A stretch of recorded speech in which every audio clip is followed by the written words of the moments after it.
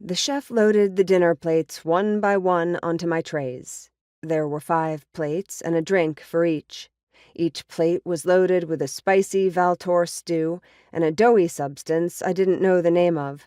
Not the most disgusting thing that the Nazoks ate, but the acidic smell and red-brown color were pretty far from appetizing as a human. What would Sherlock Holmes make of this meal? I wondered. "You got everything?" the chef asked sharply. "I didn't make extra, so you better not drop it." I picked up the 2 trays and nodded. "I won't." "Wait, put 'em back down. I forgot the garnish." Sherlock Holmes was a man who had lived on Earth before the catastrophes, and the Ardric Federation offered us a way out. He worked as something called a detective. To me, he was a little bit of a hero.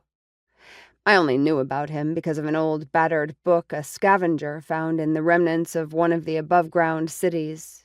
I don't think the scavenger could read, but he brought it back because it had a hard green cover and was pretty enough that he thought he could sell it.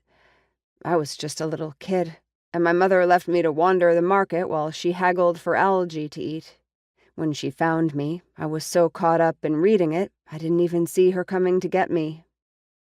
2 months later, on my birthday, she bought it for me, and I've carried it with me ever since.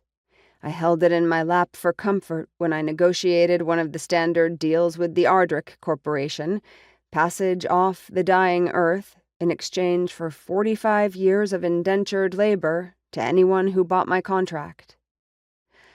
Think logically.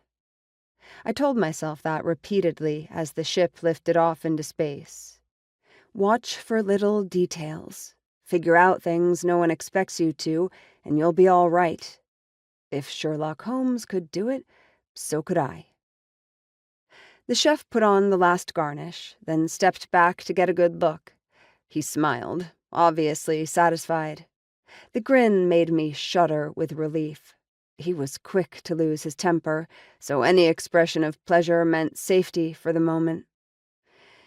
Meanwhile, I thought about the dishes. 4 entrees with doughy bread to share meant 4 guests. Not exactly the kind of deduction one bragged about, but it was something. The garnish meant that the chef was trying to impress, which meant the guests were wealthy. On the other hand, there was no appetizer course, which meant they weren't so wealthy or powerful that Coney needed something from them. She was out to show off, but the way you do for friends, not a boss. "Well, what are you waiting for?" the chef snapped. "Get going before it's cold." That was one thing Sherlock Holmes had that I didn't. No one yelled at him if he stood thinking for 20 seconds. I picked up the 2 platters and hurried towards the dining room. I heard the laughter of several voices through the door. Just like I thought, a friendly, social occasion.